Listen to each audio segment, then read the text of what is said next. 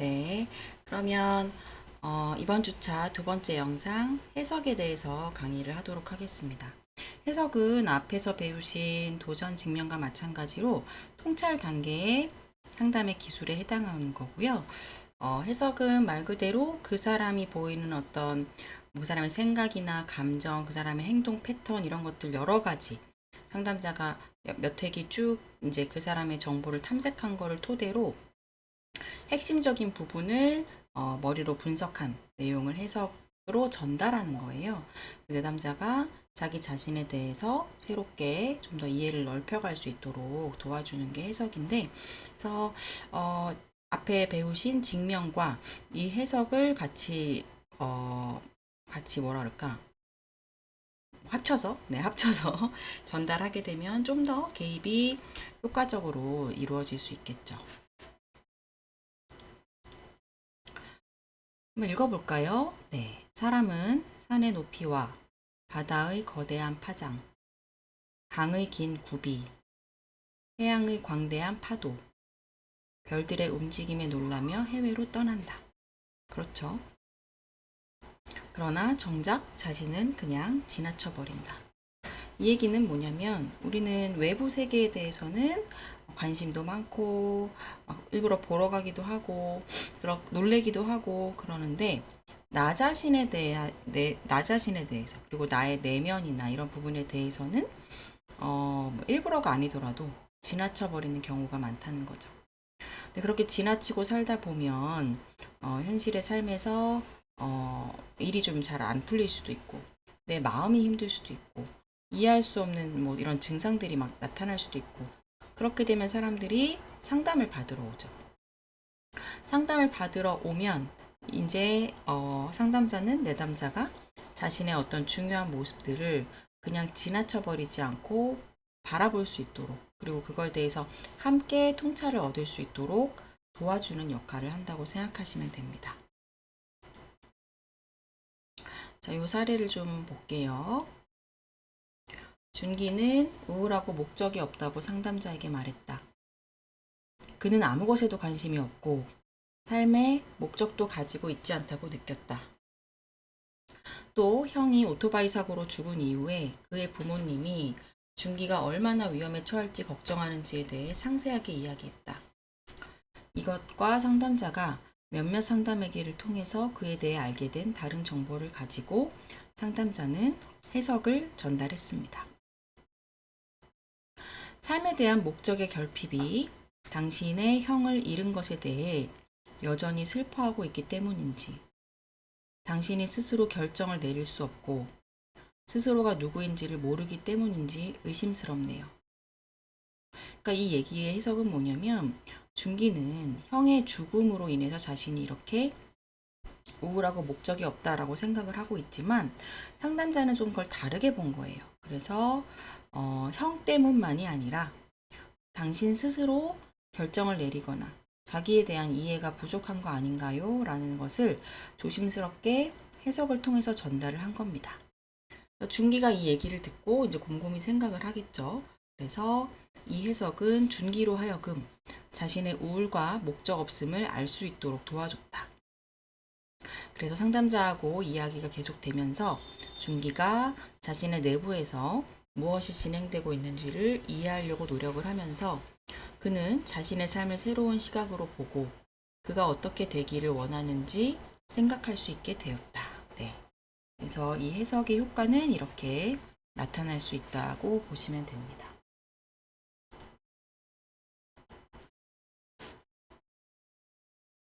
그래서 해석이라는 게 뭔지 좀 정의를 살펴보도록 하겠습니다. 해석은 내담자가 새로운 방향에서 문제를 볼 수 있도록 하기 위하여 내담자가 명백하게 진술한 것이나 인식한 것을 넘어서게 하고 행동이나 생각, 감정 등의 새로운 의미와 원인, 설명을 드러내고자 하는 개입이다. 이렇게 정의가 되어 있는데 그래서 내담자가 저는 이러이러한 것 같아요. 저는 이러이러한 게 잘 안 돼요. 이렇게 내담자가 얘기한 것, 그 이면에 뭔가를 상담자가 이제 알아보고 그거에 대해서 분석해서 내담자가 새로운 관점으로 자기를 바라볼 수 있도록 그거를 설명해주는 그런 개입이라고 보시면 되고요. 그래서 해석을 통해 겉으로 분리되어 있는 내담자의 진술과 사건을 연결시켜 줄 수 있고요. 내담자의 행동, 생각, 감정에 나타나는 어떤 내담자만의 주제, 내담자가 반복해서 보이는 패턴, 이런 것들을 해석을 통해서 지적을 할 수가 있습니다. 그리고 정신분석적인 용어인데 내담자의 방어, 저항, 전이가 나타났을 때도 해석을 통해서 그거를 내담자에게 설명해 주실 수 있고요. 그리고 행동, 생각, 감정 문제를 이해하기 위한 새로운 구조를 해석을 통해서 제공을 할 수가 있습니다.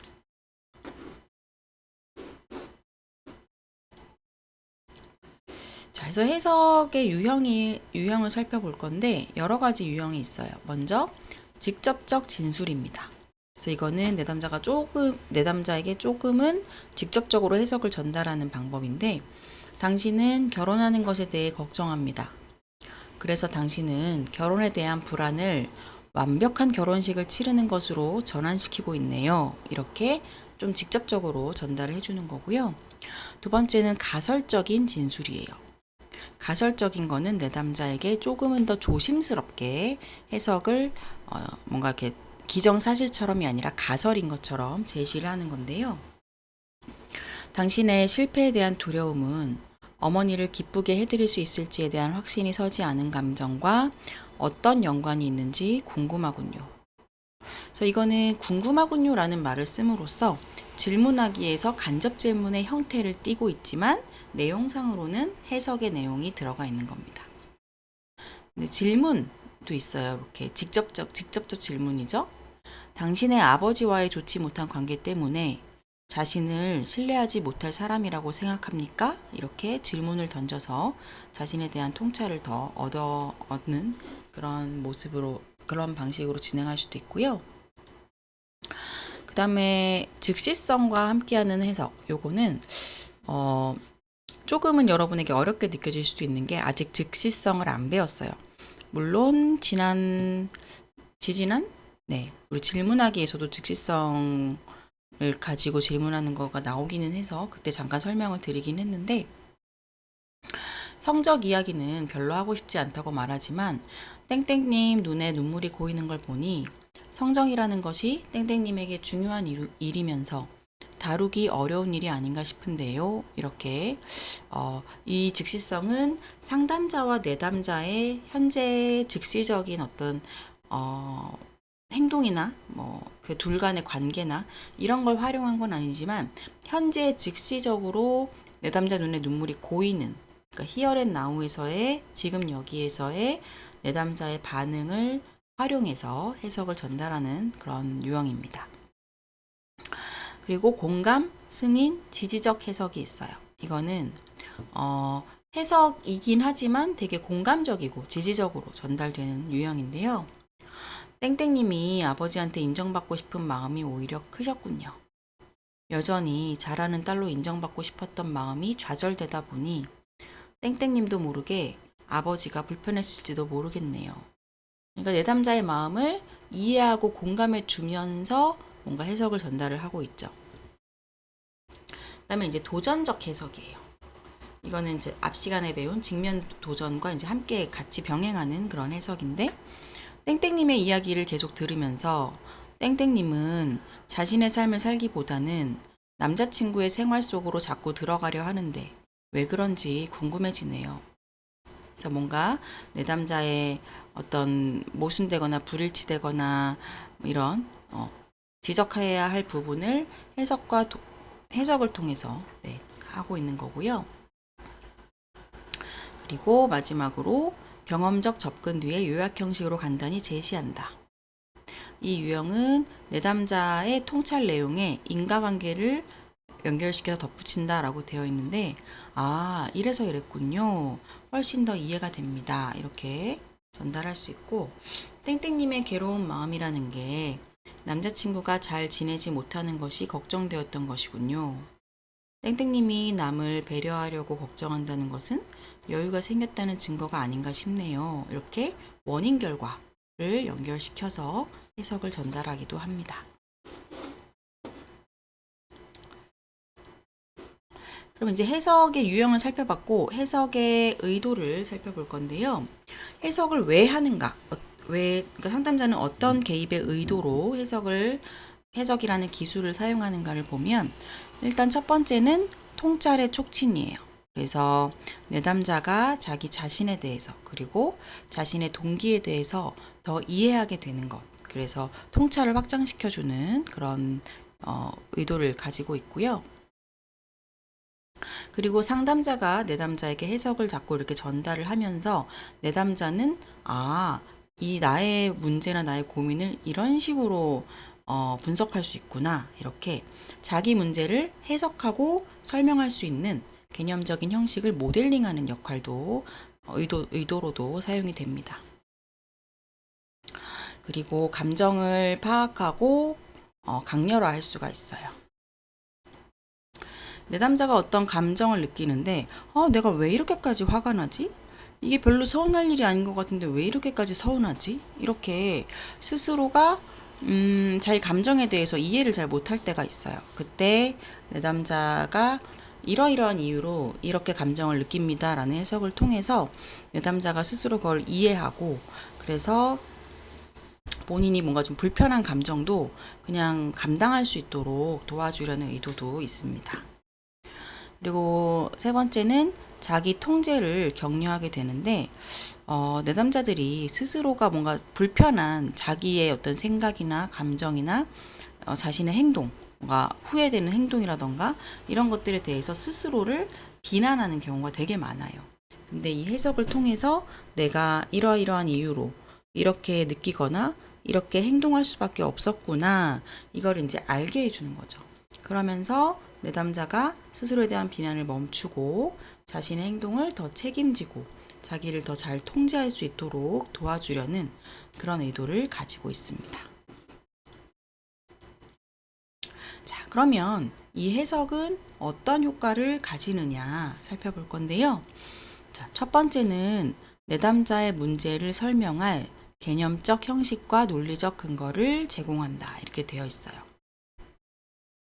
내담자는 자신이 어떤 고민이나 문제라고 생각하는 것을 상담에서 이야기할 때 이게 왜 이런 문제가 자꾸 발생하는지 되게 고통스러워하지만 스스로는 그거를 잘 이해하기가 어렵잖아요. 만약에 그걸 스스로 잘 이해했다면 상담을 굳이 받으러 오지 않았겠죠? 그래서 그런 것들을 스스로 이제 설명하고 이해할 수 있도록 그런 근거를 상담자가 제공을 해주는데 이 회사에서 상사에 대한 과도한 분노라고 되어 있는데 이거는 사실 많은 내담자들이 상담에서 얘기하는 부분이기도 합니다. 회사에서 상사가 어떤 행동을 했을 때 다른 사람들은 나처럼 이렇게 화를 내거나 상사에게 뭔가 싫은 소리를 하거나 하지 않고 그냥 무난하게 넘어가는데 나는 도저히 화를 안 내고는 지나가질 못하겠다. 그리고 이렇게까지 화낼 일은 아닌데 남들보다 한 2배, 3배는 내가 더 화가 나는 것 같다. 이렇게 과도한 분노를 느끼시는 분들이 있어요. 근데 그런 경우에는 사실은 자신의 다른 대상에 대한 미해결된 분노가 그 상사에게 이렇게 전이된 걸 수 있거든요. 그래서 예를 들면 과거 어린 시절에 아버지에게 많이 혼나고 비난받고 맞거나 이렇게 자랐는데 그 당시에는 아버지가 당연히 나보다 더 힘이 세고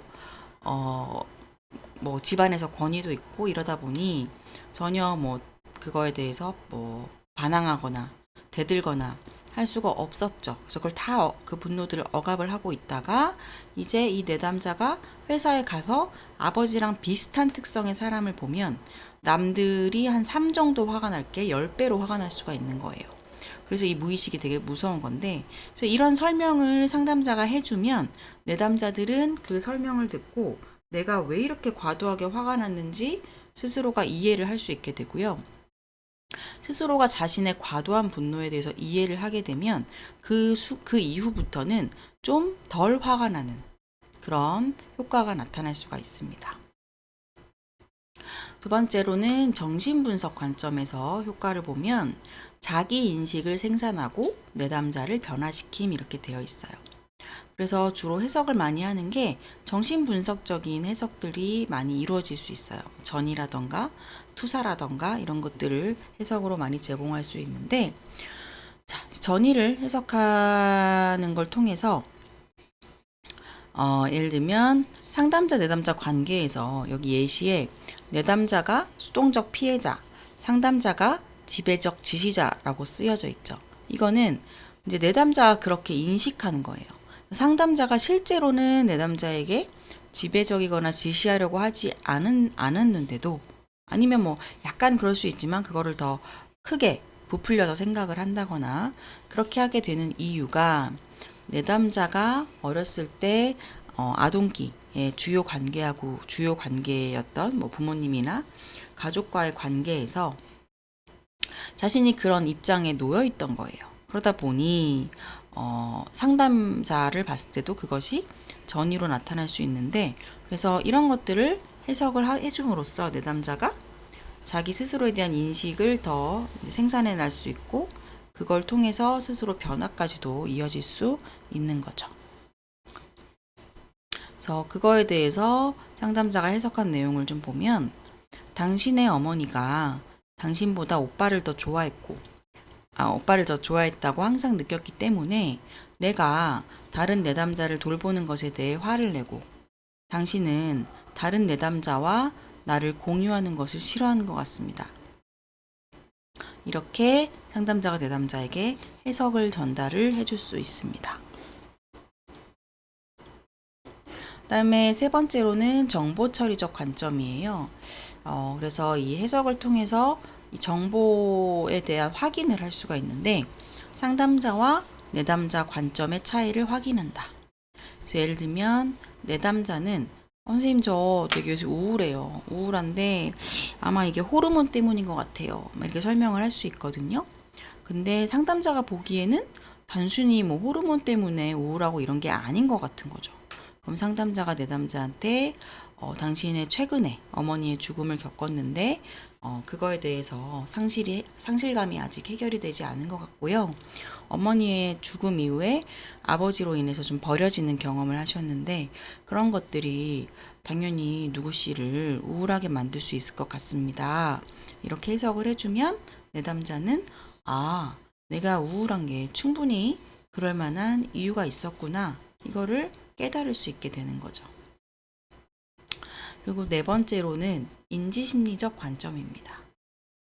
이거는 이 인지치료를 생각하시면 되는데, 해석을 통해서 내담자가 가지고 있는 역기능적 신념이나 도식을 변화시키는 게 이제 인지심리적 관점이에요. 해석을 통해 도식을 변화시키고 재구성을 한다라고 되어 있는데, 내담자는 자신의 인지도식에 왜곡이나 뭐 역기능적인 게 있는지 이런 걸 잘 모르고 너무 그거를 자연스럽게 생각하고 자동적인 생각들이 올라오게 되거든요. 이것들을 해석을 통해서 내담자의 이런 도식들을 변화시켜주고 재구성을 시켜줄 수가 있습니다. 현재 자존감이 낮은 내담자가 상담에 왔을 때 상담자는 그 내담자 이야기를 쭉 탐색을 하고 나서, 어린 시절에 너가 이렇게 무시받았던 이런 경험들로 인해서 현재 되게 자존감을 낮게 느끼는구나, 이런 식으로 이제 해석을 해주면서 이후의 내담자 행동이 변화할 수 있도록 도와줄 수가 있게 됩니다. 자, 그럼 이제 해석을 어떤 단계로 할 수 있는지 해석의 방법을 좀 살펴보도록 하겠습니다. 이렇게 네 가지 단계로 방법이 구성이 되어 있는데, 첫 번째는 해석을 위한 무대 만들기예요. 그래서 공감이나 반영이나 도전이나 이런 여러 가지 앞에서 배우신 기술들을 활용을 해가지고 해석할 만한 그런 거리를 찾기도 하고, 내담자가 해석을 받을 만한 마음의 준비가 되어 있는지 이런 것도 확인을 해볼 수 있습니다. 그다음에 두 번째로는 의도 파악하기인데요. 이거는 뭐냐면 직면에서 배운 거랑 똑같아요. 그래서 내가 정말 내담자의 성장과 변화를 위해서 해석을 하려고 하는 건지, 아니면 내담자 앞에서 내가 조금은 막 우쭐하고 싶은 마음에 나는 내가 너보다 더 잘 알아, 이런 것들 때문에 내담자에게 해석을 하려는 건 아닌가, 이렇게 자신의 욕구에 대해서 확인을 할 필요가 있습니다. 그래서 의도에는 앞에서 얘기한 것 같은 그런 의도들이 이제 해석에 좋은 의도들이죠. 그리고 이제 해석을 준비하고 의도를 파악해서 의도가 괜찮다고 판단이 서면 해석을 말로 제공을 해주면 됩니다. 그래서 이때는 여러 가지 뭐 질문 기법이나 즉시성이나 그런 다양한 기술이랑 조화롭게 이제 병행해서 해석을 전달할 수 있고요.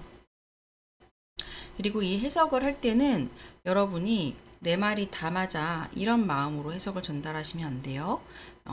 내 말이 틀릴 수도 있어 라는 생각, 그래서 호기심과 희망을 가지고 접근한다 이렇게 되어 있고, 그리고 항상 상담자가 내담자에게 해석을 만들어서 전달하는 게 아니라 먼저 내담자에게 기회를 주는 것도 좋습니다. 내담자가 자신에 대해서 스스로 해석하게끔 그렇게 한번 기회를 주고, 근데 내담자가 스스로 그걸 잘 하기 어려워할 때 상담자가 조심스럽게 전달하는 것도 좋은 방법이고요. 그리고 이 통찰 단계의 여러 기법들은 내담자가 마음이 많이 취약하거나 아니면 상담에 대한 신뢰가 별로 없을 때는 좀 조심스럽게 해야 돼요. 내담자가 그게 좀 불편할 수 있기 때문에 내담자의 준비도에 따라서 해석의 깊이를 결정을 해야 되고요. 그리고 가설적이고 중립적은 어떤 비난이나 이런 게 없이 뭔가 감정적이지 않고 비난하지 않고 중립적으로 전달한다는 거고, 또 너무 어렵지 않게 막 전문 용어 써가면서 하는 게 아니라 내담자가 잘 이해할 수 있도록 전달하시면 되고요. 그 다음에 해석 철저히 규명하기는 이것도 마찬가지로 상담자가 해석이라는 기법을 활용하시고 나서 내담자의 반응을 살피는 거예요. 그래서 내담자에게 제가 이렇게 얘기한 게 어떻게 들리셨어요? 제 얘기가 좀 누구 씨를 잘 설명하는 것 같나요? 이러면서 해석한 거에 대해서 이제 평가를 할 수도 있고요. 그랬을 때 내담자 반응은 어떨 수 있냐? 부인을 할 수도 있습니다. 선생님 그건 아닌 것 같은데요? 이럴 수도 있고, 이해는 하지만 부인할 수도 있어요. 뭐 이해는 되는데 잘 모르겠네요. 뭐 이럴 수도 있고. 세 번째는 이해하고 그 해석을 받아들일 수도 있습니다. 그래서 내담자가 받아들이지 않는다고 해서 너무 좌절할 필요는 없고요. 내 해석이 좀 잘못됐을 수도 있고, 만약에 내 해석이 잘못된 거라면 내담자와 대화를 하면서 내 해석을 수정할 수 있는 기회라고 생각을 하시면 되거든요. 자, 이제 해석의 자료로 넘어갈게요. 해석의 자료는 뭐냐면, 여러분이 이제 해석을 해주고는 싶은데, 뭘 어떻게 분석하고 해석을 해서 뭘 내용을 어떻게 만들어줘야 되지? 이런 이제 어려운 마음이 들 수가 있단 말이에요. 그래서, 왜냐면 해석을 하고 싶지만, 뭐 해석이 나와야 해석을 주죠. 그죠? 그래서 해석은 사실 상담 초보자들이 좀 어렵게 느낄 수 있고, 상담을 자꾸 하다 보면 점점 더 해석할 수 있는 것들이 늘어나게 돼요. 자, 첫 번째, 내담자가 이야기하는 것들 사이에 연결을 만들기인데요. 이 얘기는 이제 탐색 단계에서 내담자가 이런저런 것들을 많이 얘기를 한단 말이에요. 그랬을 때 이게 퍼즐 맞추듯이 얘기를 듣다 보면 얘네들이 짠 하고 뭔가 패턴을 설명하거나 뭐 내담자의 어떤 주제를 보여주는 그런 것들이 짠 맞춰질 때가 있어요. 그랬을 때 거기서 해석을 딱 찾아가지고 내담자에게 전달을 할 수가 있고요. 그다음에 전의를 점검하고 설명하는 건데, 이거는 이제 정신분석적인 접근이죠. 그래서 내담자의 어떤 행동, 생각, 그리고 감정 이런 것들이 뭔가 전의 때문에 나타나는 것들인 것 같다라고 딱 감이 잡히면 내담자의 어린 시절, 과거, 내담자가 어떻게 상호작용했는지 이런 것들을 토대로 이게 전이인지 아닌지 좀 판단을 할 필요는 있고요. 그래서 일단 전이라고 생각이 들면 이 전이를 내담자에게 근거를 대면서 설명을 좀 해주면 좋을 것 같아요. 그래서 내담자가 노력하는 일반적인 상호작용 스타일과 개념 이런 것들도 좀 살펴보고 내담자가 타인에게 원하는 소망이나 욕구, 타인에게 기대하는 반응 이런 것들도 그 정보를 모으면 내담자의 전이를 파악하는데 도움이 될 수가 있습니다. 그리고 내담자의 인생 단계가 이제 여러분 이제 발달 심리학 수업을 들으셨을 텐데 발달 심리학 수업에 배운 내용을 토대로 내담자가 발달 단계에 맞게 잘 발달해 나가는지 그게 아닌지에 따라서도 해석할 거리를 찾으실 수도 있어요. 네 번째는 실존적 관심사인데 실존 치료를 배우셨기 때문에 네 가지 실존적인 주제가 있죠. 죽음, 그리고 자유, 고립, 삶의 의미 이건데 이거에 대해서 이제 상담자가 어느 정도 자신의 생각이나 이런 게 잘 정리가 되어 있다면 그걸 토대로 상담자에게 해석을 전달할 수도 있습니다. 그리고 마지막으로는 방어나 꿈이나 실언이에요. 실언은 말실수 같은 건데 이런 내담자가 상담에서 보이는 방어의 모습 그리고 내담자가 저 이런 꿈을 꿨습니다 이렇게 얘기하는 거 아니면 말실수 이런 걸 통해서 내담자의 무의식을 우리가 추측할 수가 있죠. 이 추측한 무의식의 내용을 토대로 해서 해석을 전달할 수도 있습니다. 요거는 해석의 예시인데요. 이게 이제 번역서라서 내용이 조금 여러분이 보기에 어색하실 수도 있는데 한번 상담자와 내담자가 어떻게 상담을 해갔는지 영상을 멈추고 찬찬히 읽어보면서 해석을 어떻게 내리고 있는지 요거를 잘 보시면 좋을 것 같아요. 천천히 한번 사례를 각자 읽어보시면 좋겠습니다.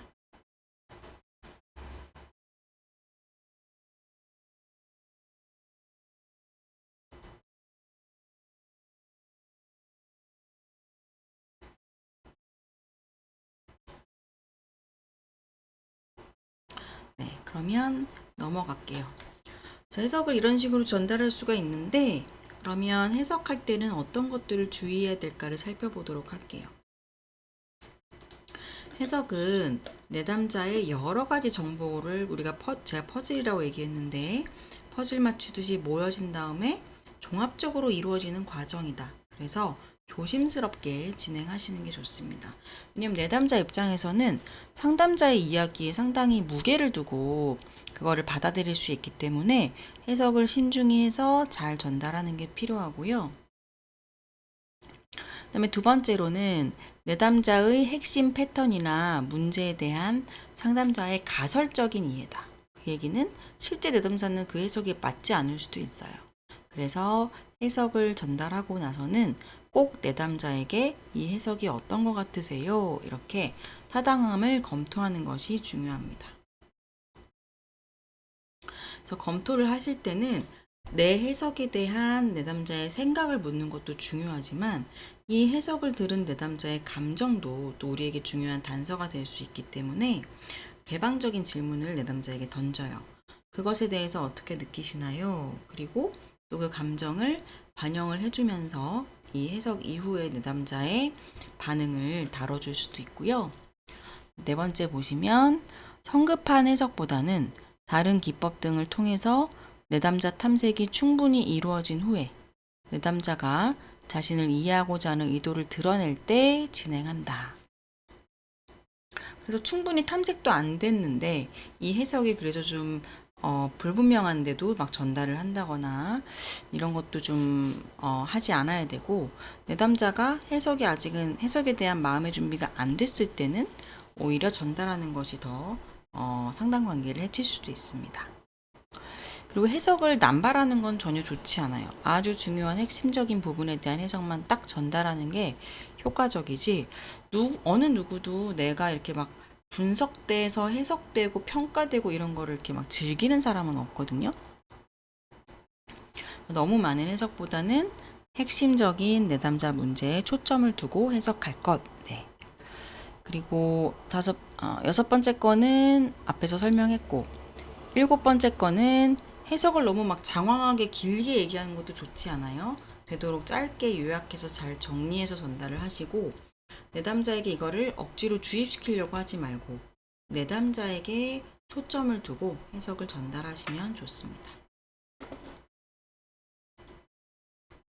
자, 이제 해석 연습하기를 볼 건데요. 이제 내담자 부분 한번 읽어보시고 여러분은 이 이야기를 보고 어떻게 해석을 할지 이렇게 한번 떠올려 보신 다음에 뒤 영상을 보시면 좋겠어요. 물론 이제 슬라이드에 다 답이 나와 있긴 할 텐데, 근데 이제 여러분이 해석 연습이 어려운 이유는 이 해석은 앞에 상담 내용이 엄청 많은 걸 보고 나서 해석을 할 수 있는 건데 일부분에 한 번의 이야기만 보고 해석할 거리를 찾기는 사실은 쉽지는 않습니다. 그래서 이 1, 2, 3이 나와 있는데 그러니까 해석도 정답이 있는 게 아니에요. 상담자가 뭐를 의도로 하고 있는지, 상담자가 어디에 초점을 두는지에 따라서 이렇게 다르게 해석이 전달될 수도 있습니다. 두 번째 연습도 한번 읽어보세요.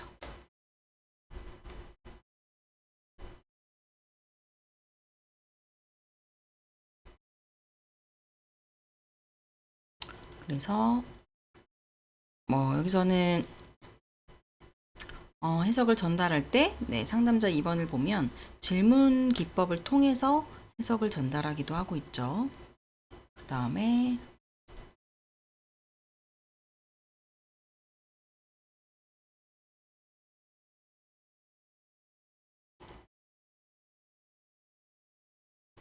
이런 식으로 또 해석을 전달을 할 수가 있습니다. 자, 그러면 요 해석 부분에 있어서는 여러분이 이 실습을 한 가지만 하면 될 것 같은데, 그래서 상담자, 내담자, 관찰자 역할을 돌아가면서 하고 실습 30분 이렇게 돼 있는 거는 서로 어땠는지 피드백하는 시간도 포함되는 거고요. 이제 여러분이 여러 가지 기술을 배우셨기 때문에 그 기술을 활용해서 내담자 역할을 하는 친구가 자신의 고민 주제에 대해서 이제 얘기를 시작하면 상담자 역할을 하는 친구는 여러 기법을 활용해서 그 내담자 친구의 고민을 쭉쭉쭉쭉 탐색을 해나가요. 탐색을 쭉 해서 뭔가 해석거리가 생기면 그때 해석을 전달.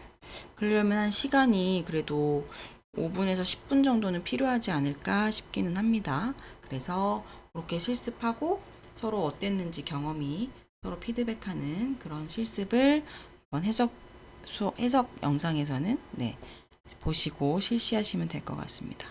그러면 강의는 여기까지 하도록 하겠습니다.